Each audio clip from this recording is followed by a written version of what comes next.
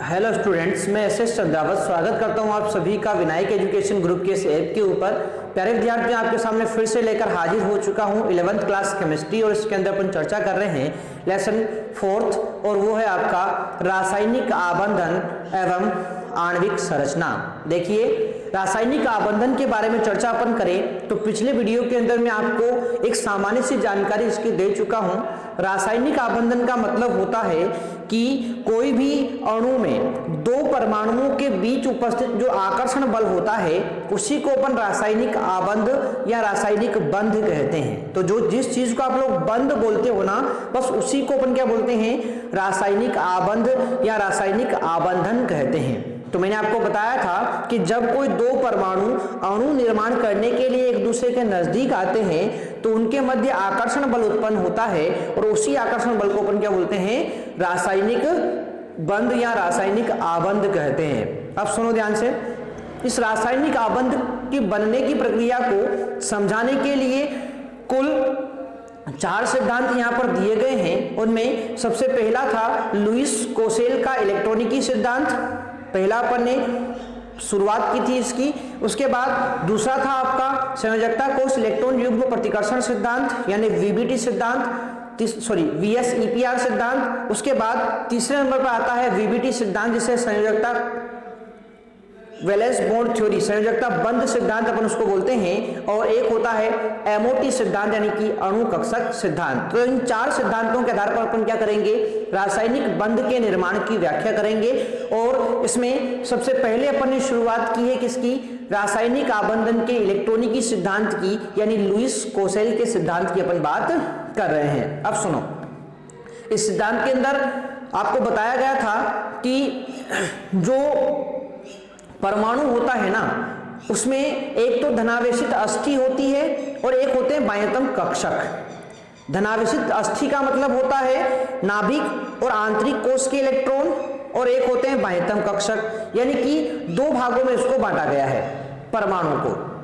क्या बताया गया है कि भाई जो परमाणु होता है उसमें एक तो धनावेशित अस्थि होती है जिसमें नाभिक और आंतरिक कोश के इलेक्ट्रॉन आते हैं, और एक होते हैं बाह्यतम कक्षक और उसके इलेक्ट्रॉन। अब सुनो, एक बात यहां पर बताई गई है कि बाह्यतम कक्षक में अधिकतम 8 इलेक्ट्रॉन ही आ सकते हैं। अधिकतम कितने आ सकते हैं, 8 इलेक्ट्रॉन ही आ सकते हैं। और यह सिद्धांत बोलता है कि ये जो 8 इलेक्ट्रॉन होते हैं ये घन के 8 कोनों के ऊपर विन्यासित होते हैं, और जो केंद्रीय अस्थि होती है उसको ये चारों तरफ से घेरे हुए होते हैं। तो ये चीज अपन ने यहां पर पढ़ ली है। अब ध्यान से आप लोग इस चीज को यहां पर समझने का आगे प्रयास करें, ठीक है। तो देखो, अपन ने यहां पर एक सिंपल सी बात ये कर ली है कि एक धनावेशित अस्थि होती है, और इस धनावेशित अस्थि को कोई भी इस प्रकार से, मैं आपको बता दूं, इस प्रकार से एक घन अपन यहां पर बनाए, इस तरह से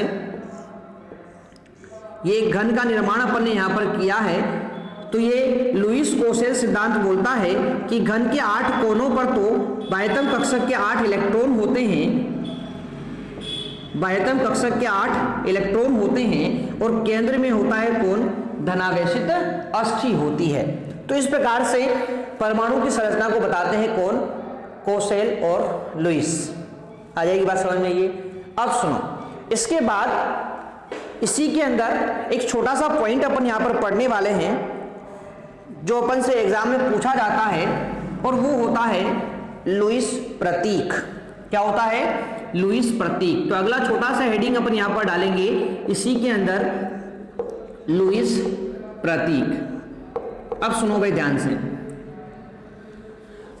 लुईस नामक जो वैज्ञानिक हैं, इन्होंने क्या किया, इन्होंने ये बताया कि किसी भी बंध का जो निर्माण होता है उस बंध निर्माण में केवल बाह्यतम कक्षक के इलेक्ट्रॉन ही भाग लेते हैं। इन्होंने क्या बताया कि किसी भी बंध के निर्माण में केवल बाह्यतम कक्षक के इलेक्ट्रॉन ही भाग लेते हैं, और उन इलेक्ट्रॉनों को अपन संयोजकता इलेक्ट्रॉन कहते हैं। क्या बोलते हैं, संयोजकता इलेक्ट्रॉन। किसी भी कक्षक के बाह्यतम कोश में उपस्थित इलेक्ट्रॉनों को क्या बोला जाता है, संयोजकता इलेक्ट्रॉन या संयोजी इलेक्ट्रॉन कहते हैं। और इन संयोजी इलेक्ट्रॉनों को प्रतीकों के ऊपर प्रदर्शित करने का जो तरीका है वही क्या कहलाता है, लुईस प्रतीक कहलाता है। अब क्या होती है ये चीज, ध्यान से सुनो इधर। लुईस प्रतीक के बारे में बात करें तो सबसे पहले मैं आपको बता दूं कि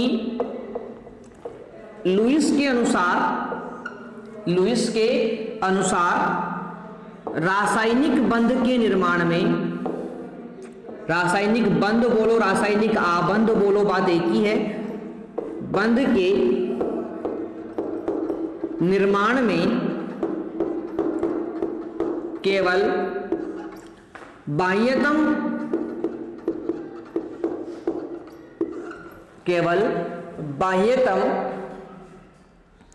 कोश के इलेक्ट्रॉन, केवल बाह्यतम कोश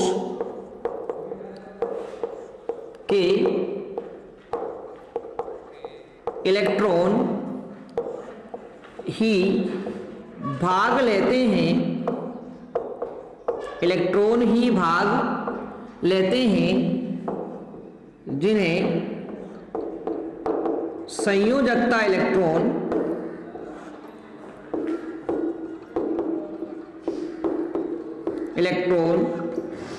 कहा जाता है।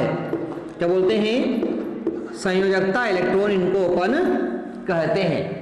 ठीक है, यानी कभी पूछ लिया जाए आप लोगों से कि संयोजकता इलेक्ट्रॉन होते क्या हैं, तो आपको पता होना चाहिए कि किसी भी रासायनिक बंध के निर्माण में केवल बाह्यतम कक्षक के इलेक्ट्रॉन, बाह्यतम कोश के इलेक्ट्रॉन ही भाग लेते हैं जिन्हें संयोजकता इलेक्ट्रॉन कहा जाता है। ठीक है, और परमाणु में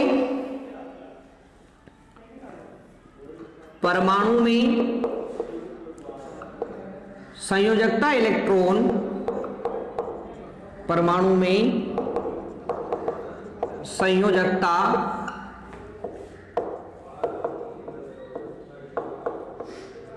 इलेक्ट्रॉन, परमाणु में संयोजकता इलेक्ट्रॉनों को निरूपित करने के लिए, निरूपित करना बोलो, प्रदर्शित करना बोलो, बात एक ही है। निरूपित करने के लिए लुईस ने कुछ सरल संकेत दिए, कुछ सरल संकेत दिए जिन्हें लुईस प्रतीक कहा जाता है। लुईस प्रतीक कहा जाता है। ठीक है भाई, अब सुनो, ये तो अपनी परिभाषा हो गई। अब बात करते हैं कि सर वास्तव में मतलब क्या है इसका, क्या बोलना चाह रहे हैं ये। इस चीज को अपन देखें तो बहुत सिंपल सी बात है। एग्जाम्पल के रूप में मैं आपको समझा दूं, जैसे हाइड्रोजन है, एक मैं पूरा आवर्त यहां पर लिख देता हूं, हाइड्रोजन के बाद वाले तत्व लिख देता हूं। हाइड्रोजन के बाद हीलियम आता है, फिर लिथियम आता है, फिर आता है बेरिलियम, फिर आता है boron, carbon, nitrogen, oxygen, fluorine, neon. ये सारे तत्व मैंने यहां पर लिख दिए हैं। अब ये तत्वों के प्रतीक हैं, इनको आप लोग अच्छे से जानते हैं। तत्वों के प्रतीक और लुईस प्रतीक दोनों में कोई विशेष अंतर नहीं होता। बस आपको क्या करना होता है, इन तत्वों के प्रतीकों के ऊपर इनके संयोजकता इलेक्ट्रॉन की संख्या लिखनी होती है। अब संयोजकता इलेक्ट्रॉन मतलब क्या होता है, बाह्यतम कक्षक के इलेक्ट्रॉन, बाह्यतम कोश के इलेक्ट्रॉन। तो बाह्यतम इलेक्ट्रॉन की संख्या इनके ऊपर क्या कर दो, या तो डॉट के रूप में या फिर क्रॉस के रूप में इनके ऊपर क्या कर दो, उन इलेक्ट्रॉनों को प्रदर्शित कर दो। तो वही क्या हो जाएगा, संयोजकता इलेक्ट्रॉन को प्रदर्शित करने का जो तरीका होगा वही क्या हो जाएगा, लुईस प्रतीक हो जाएगा। जैसे आप लोग जानते हैं कि हाइड्रोजन के बाह्यतम कोश में एक ही इलेक्ट्रॉन होता है। अब यदि इसके अंदर उपस्थित बाह्यतम कोश के एक इलेक्ट्रॉन को यदि मैं इसके ऊपर लिख दूं डॉट के रूप में, तो ये क्या हो जाएगा, ये हाइड्रोजन का लुईस प्रतीक हो जाएगा। ठीक है, इसी प्रकार से हीलियम के बाह्यतम कोश में कितने होते हैं, 2 इलेक्ट्रॉन होते हैं। तो भाई इसके बाह्यतम कोश के 2 इलेक्ट्रॉनों को अपन ने इस प्रकार से प्रदर्शित कर दिया। ठीक है ना, इसके आसपास इस प्रकार से प्रदर्शित कर दिया, तो ये क्या हो गया, हीलियम का लुईस प्रतीक हो गया। वैसे ही लिथियम की बात करें तो लिथियम के माध्यम कोष में कितने इलेक्ट्रॉन होते हैं, आपको पता है लिथियम पहले वर्ग का तत्व है, तो इसमें एक ही इलेक्ट्रॉन होता है। कितना होता है, एक ही इलेक्ट्रॉन होता है इसके पास तो कोष में। अब एक ही इलेक्ट्रॉन होता है, अच्छा पता कैसे चला इसमें हमारे तो कोष में एक ही इलेक्ट्रॉन है, तो वो अपन इलेक्ट्रॉनिक विन्यास से पता लगाते हैं। कैसे, देखो इसका इलेक्ट्रॉनिक विन्यास क्या था 1s1, तो बाह्यतम कोष में तो एक ही इलेक्ट्रॉन होगा, एक ही क्या उसके पास टोटली एक ही इलेक्ट्रॉन है। ठीक है, इसके अलावा बात करें इसका 1s2 होता है, तो उसके पास कितने इलेक्ट्रॉन होंगे बाह्यतम कोष में, 2 होंगे। इसका कितना होता है 1s2 2s1 होता है। अब सुनो भाई, ये तो है आंतरिक कोष, 1 नंबर का कोष है ना आंतरिक कोष, ये 2 नंबर का कोष नहीं कि ये बाह्य कोष है। अब अपन को कौन सा इलेक्ट्रॉन लेना होता है, बाह्यतम कोष का लेना होता है, तो अपन तो क्या करेंगे केवल बाह्यतम कोष का इलेक्ट्रॉन लेंगे। कितना है 1, ये इसके ऊपर लिख दिया अपन ने, ठीक है ना। इसी प्रकार से बेरिलियम का इलेक्ट्रॉनिक विन्यास क्या होता है 1s2 2s2, तो इसका बाह्यतम कोष में कितने इलेक्ट्रॉन है 2 इलेक्ट्रॉन, बस 2 इलेक्ट्रॉन को अपन ने इसके ऊपर प्रदर्शित कर दिया, तो ये बेरिलियम का इलेक्ट्रॉनिक विन्यास हो गया। बोरोन का लिखना है तो कैसे लिखेंगे भाई, इसका होता है 1s2 2s2 2p1 2p1। अब देखो बाह्यतम कोष कौन सा है, ये वाला साथ में सुनो। अच्छा एक और बात सुनो, बाह्यतम कोष की बात करें तो देखो इसमें ये भी 2 है और ये भी 2 है, यानी कि ये दोनों कौन है, ये दोनों दूसरा कोष है। और दूसरा कोष क्या होता है, बाह्यतम कोष होता है, तो बाह्यतम कोष में कितने इलेक्ट्रॉन आ जाएंगे 2 और 1 3 आ जाएंगे, तो बाह्यतम कोष में कितने इलेक्ट्रॉन हो जाएंगे 3 इलेक्ट्रॉन। ये बोरोन का प्रतीक हो गया। वैसे ही अपन को मान लेते हैं, इसके बाद अपन को मान लेते हैं कार्बन का लिखना है, तो कार्बन का इलेक्ट्रॉनिक विन्यास बताओ क्या होता है 1s2 2s2 2p2 होता है। अब बाह्यतम कोष में कितने इलेक्ट्रॉन हो गए 4, तो 1 2 3 और 4, ये हो गया अपने क्या, ये हो गया अपना कार्बन का लुईस प्रतीक। आ जाएगी बात समझ में, आगे बताओ। तो आगे देखो इलेक्ट्रॉन की संख्या बढ़ती जाएगी। नाइट्रोजन के बाह्यतम कोष में कितने होते हैं 5 इलेक्ट्रॉन, तो 5 इलेक्ट्रॉन को प्रदर्शित कर दो इसके ऊपर, तो ये नाइट्रोजन का लुईस प्रतीक हो जाएगा। ऑक्सीजन के बाह्यतम कोष में कितने होते हैं 6 होते हैं, तो 6 इलेक्ट्रॉनों को इसके ऊपर इस प्रकार से डॉट के रूप में प्रदर्शित कर दो, ये इसका लुईस प्रतीक हो जाएगा। फ्लोरीन के बाह्यतम कोष में कितने होते हैं 7 इलेक्ट्रॉन होते हैं, तो भाई 7 इलेक्ट्रॉन को प्रदर्शित कर दो, ये लो, तो ये हो गया अपना फ्लोरीन का लुईस प्रतीक। नियोन के बाह्यतम कोष में कितने होते हैं 8 होते हैं, अब तो निकाल सकते हो आप लोग इलेक्ट्रॉनिक विन्यास की सहायता से, तो ये 8 को प्रदर्शित कर दिया, तो ये हो गया अपना नियोन का लुईस प्रतीक। ठीक है ना, तो ज्यादा कोई परेशानी आपको नहीं होनी चाहिए। यहाँ पर क्या बताया मैंने, लुईस प्रतीक के बारे में बात कर रहे हैं अपन कि लुईस के अनुसार रासायनिक बंध के निर्माण में केवल बाह्यतम कोष के इलेक्ट्रॉन ही भाग लेते हैं, जिन्हें अपन संयोजकता इलेक्ट्रॉन कहते हैं। और परमाणु में इन संयोजकता इलेक्ट्रॉनों को प्रदर्शित करने के लिए लुईस ने कुछ सरल संकेत दिए हैं, जिन्हें ही अपन क्या बोलते हैं लुईस प्रतीक कहते हैं। इनको लिखने का सिंपल सा तरीका क्या होता है, क्या करेंगे अपन, सबसे पहले जिस तत्व का लुईस प्रतीक लिखना है उसका प्रतीक लिखेंगे और उसके ऊपर क्या कर देंगे डॉट के रूप में संयोजकता इलेक्ट्रॉन को प्रदर्शित कर देंगे, तो वही हो जाएगा उसका लुईस प्रतीक। संयोजकता इलेक्ट्रॉन मतलब क्या होता है बाह्यतम कोष के इलेक्ट्रॉन। ठीक है ना, तो जैसे मेरे को नियोन का लिखना था, इसके बाह्यतम कोष में 8 इलेक्ट्रॉन होते हैं, मैंने इसके ऊपर प्रदर्शित कर दिया, तो ये इसका क्या बन गया लुईस प्रतीक बन गया। ठीक है ना, तो आ जाएगी बात समझ में लुईस प्रतीक किसे कहते हैं। चलो, तो ये था अपना लुईस प्रतीक को लिखने की जो है तरीका यहाँ पर, जो आपको यहाँ पर समझ में आना चाहिए। ठीक है ना, अब देखो भाई ये लुईस प्रतीक जो है इनका महत्व क्या है, इनका उपयोग क्या है, वो मैं आपको बता दूं। तो एक छोटा सा पॉइंट और है, लुईस प्रतीकों का महत्व। अब देखो भाई महत्व के बारे में बात करें तो क्या महत्व है भाई इसका, सुनो ध्यान से। सबसे पहला महत्व तो क्या हो गया कि प्रत्येक लुईस प्रतीक के ऊपर संयोजकता इलेक्ट्रॉन दिखाए गए ना भाई।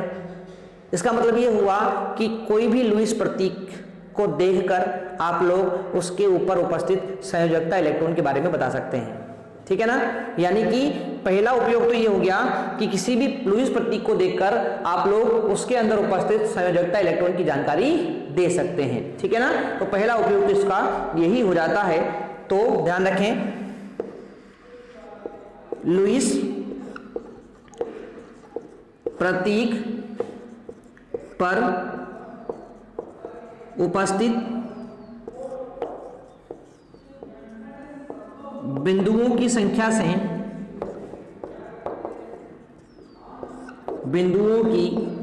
से संयोजकता इलेक्ट्रॉनों की जानकारी मिलती है। संयोजकता इलेक्ट्रॉनों की संख्या की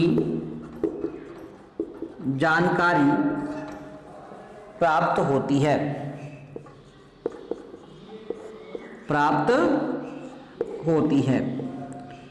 तो पहला महत्व तो ये हो गया इसका।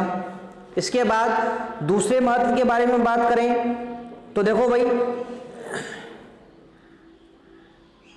किसी भी तत्व की संयोजकता प्रदर्शित करने में, संयोजकता बताने के लिए इन लुईस प्रतीकों का उपयोग किया जाता है।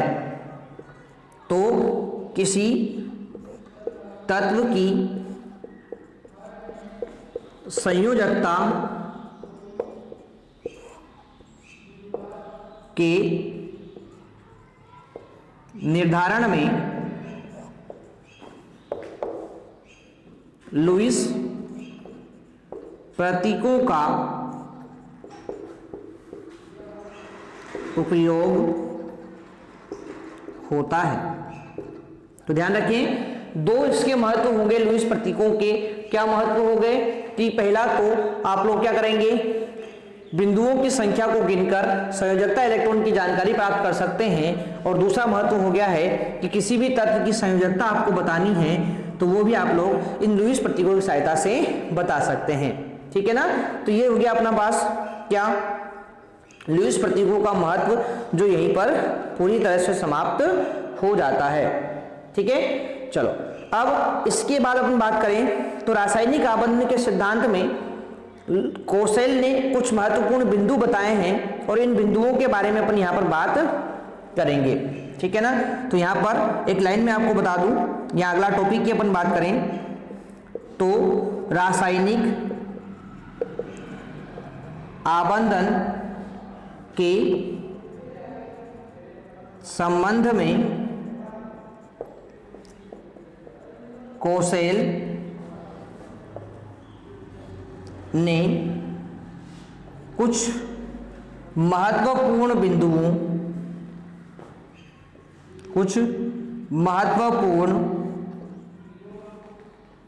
बिंदु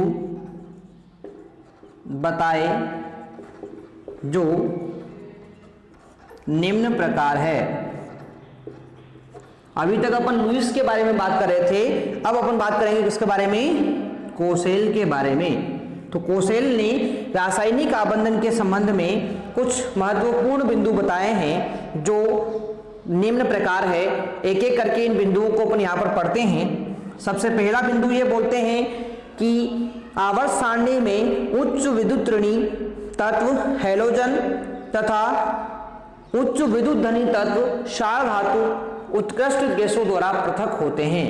पहला बिंदु क्या बोलते हैं कि आवर्त सारणी जो बनी हुई है ना, उसमें आप लोग क्या देखते हैं, आवर्त सारणी के अंदर आप लोग देखते हैं कि ये वर्ग 17 का तत्व है, उसके बाद आता है वर्ग 18 के तत्व और सबसे फर्स्ट में आता है कौन, वर्ग फर्स्ट के तत्व। ठीक है ना।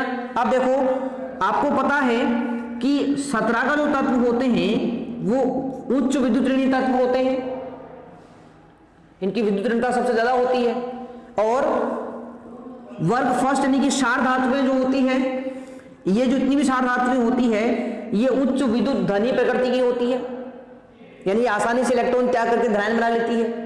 तो ये उच्च विद्युत ऋणी परमाणु है, ये उच्च विद्युत धनी प्रकृति है, ये दोनों किससे पृथक है, ये दोनों किससे अलग होते हैं। तो इन दोनों के बीच में बस एक ही वर्ग आता है, ये वाला उत्कृष्ट गैस है, क्योंकि 17 के बाद 18 और 18 के बाद वापस कौन आएगा, एक आएगा।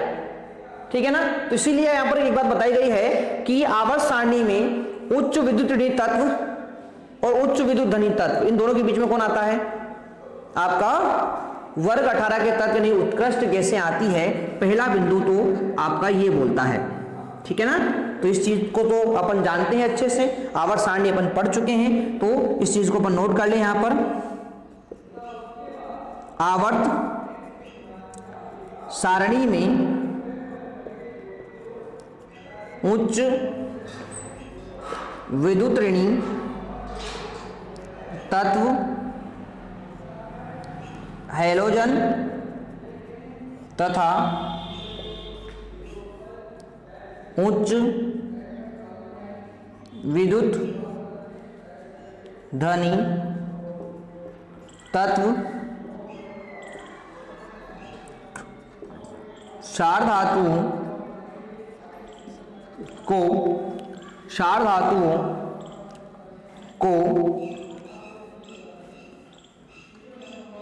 उत्कृष्ट गैसें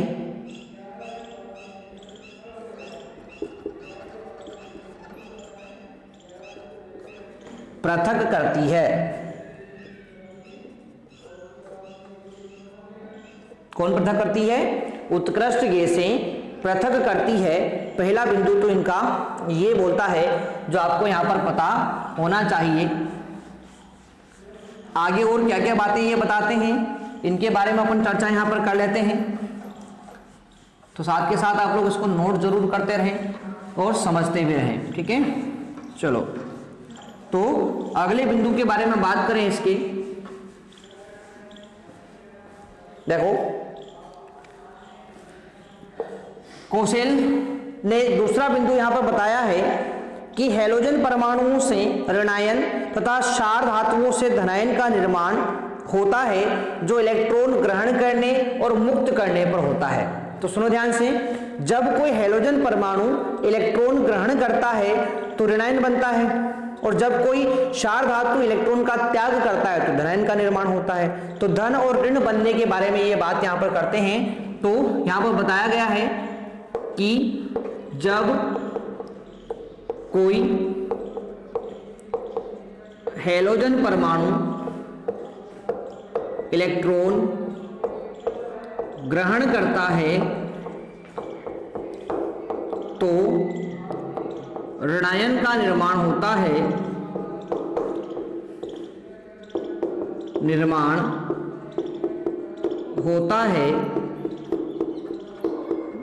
और जब क्षार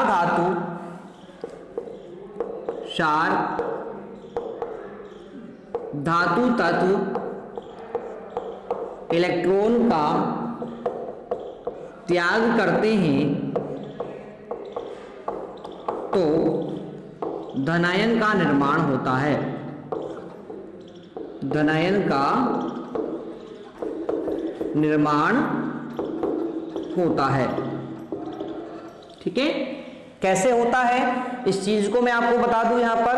तो भाई देखो इधर, जैसे कि ये कोई क्षार धातु है, इसके पास प्रारंभ में इसके पास जो है अपन जानते हैं कि यहां पर इलेक्ट्रॉनिक विन्यास क्या होता है, नियोन 3s1 होता है इसका, क्योंकि ये क्या है, ये आपकी सोडियम धातु है और इसका इलेक्ट्रॉनिक विन्यास परमाणु क्रमांक 11 होने के कारण नियोन 3s1 होता है।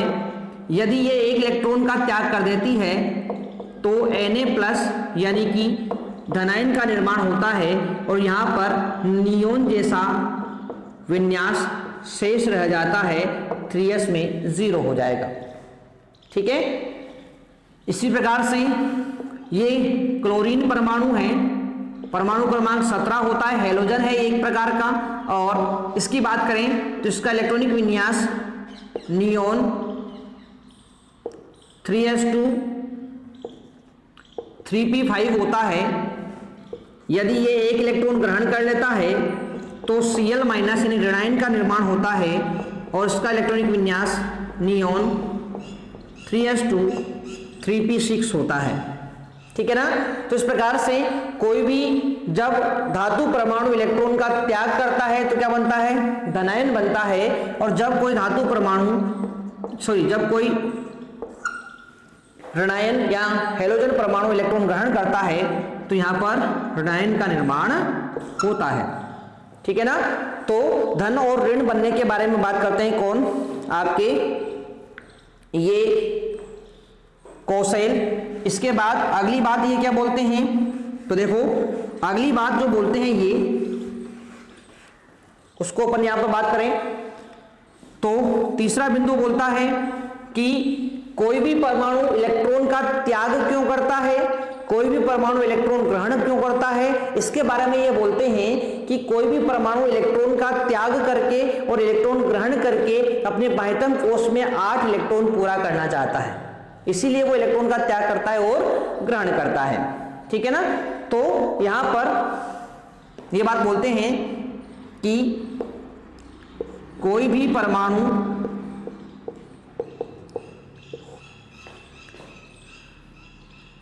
इलेक्ट्रॉन का त्याग एवं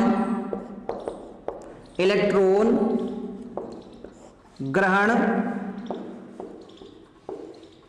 इसलिए करता है ताकि उसके बाह्यतम कोश में, उसके बाह्यतम कोश में 8 इलेक्ट्रॉन पूर्ण हो जाए और वह स्थायित्व प्राप्त कर ले। तो इस प्रकार से ये बोलते हैं कि कोई भी परमाणु इलेक्ट्रॉन का त्याग, इलेक्ट्रॉन ग्रहण इसलिए करता है ताकि वो बाह्यतम कोश में 8 इलेक्ट्रॉन पूरा कर ले और स्थायित्व को प्राप्त कर ले, इसीलिए इलेक्ट्रॉन त्याग व ग्रहण वो करता है। इसके बाद 4th बिंदु इनका बोलता है कि धनायन व ऋणायन परस्पर स्थिर वैद्युत आकर्षण बल, स्थिर वैद्युत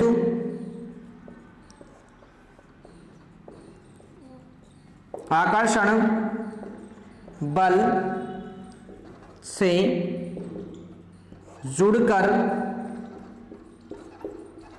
अणु का निर्माण करते हैं। यानी कि अब जो यहां पर धनायन व ऋणायन बनेगा वो आपस में जुड़ेंगे और जुड़कर क्या बनाएंगे, अणु का निर्माण करेंगे। कैसे करेंगे, तो मैं आपको यहां पर बता दूं कि भाई इधर देखो, ये सोडियम था, सोडियम के बाह्यतम कोश में कितने इलेक्ट्रॉन थे, 1 इलेक्ट्रॉन था। ठीक है। क्लोरीन, क्लोरीन के बाह्यतम कोश में कितने इलेक्ट्रॉन थे, क्लोरीन के बाह्यतम कोश में थे 2 और 5 7 इलेक्ट्रॉन थे। ठीक है। तो इस प्रकार से देखो, इसके पास थे बाह्यतम कोश में 7 इलेक्ट्रॉन। अब यदि सोडियम बात करें अपन, सोडियम इसका इलेक्ट्रॉनिक विन्यास क्या था, नियोन 3s1, इसका इलेक्ट्रॉनिक विन्यास क्या था, नियोन 3s2 3p5। अब देखो होगा क्या, इसके पास यदि ये 1 इलेक्ट्रॉन का त्याग कर देता है तो नियोन इलेक्ट्रॉनिक विन्यास बचेगा, यानी कि बाह्यतम कोश में 8 इलेक्ट्रॉन हो जाएंगे। ठीक है। और यदि ये 1 इलेक्ट्रॉन ग्रहण कर लेता है तो इसके बाह्यतम कोश में अभी कितने हैं, 7 हैं, 1 ग्रहण कर लेगा तो कितने हो जाएंगे, 8 हो जाएंगे। इसलिए ये 1 इलेक्ट्रॉन किसको दे देगा, इसको दे देगा। जैसे इसने 1 इलेक्ट्रॉन दिया तो यहां पर क्या होगा, इस पर बनेगा धनायन और इसने 1 इलेक्ट्रॉन लिया है, इसलिए इस पर क्या होगा, इसने 1 इलेक्ट्रॉन यहां पर ग्रहण किया है, इसलिए यहां पर क्या बनेगा, ऋणायन बन जाएगा और धन और ऋण आपस में जुड़कर यहां पर NaCl यौगिक का निर्माण कर लेते हैं। ये कौन बोलते हैं, लुईस बोलते हैं, सॉरी कौशल बोलते हैं। ठीक है ना। तो ये चीज आपको यहां पर समझ में आनी चाहिए थी। ये है अपना लुईस व कौशल का इलेक्ट्रॉनिकी सिद्धांत। आशा करता हूं आपको ये बात समझ में आई होगी। आप लोग इस वीडियो को 1-2 बार आसानी से देखना, सारी चीजें आपको यहां पर समझ में आ जाएगी। और फिर भी कहीं पर कोई डाउट हो तो कमेंट बॉक्स में कमेंट करके मुझे बता सकते हैं। मिलते हैं अपन नेक्स्ट सेशन में, तब तक के लिए टेक केयर, बाय।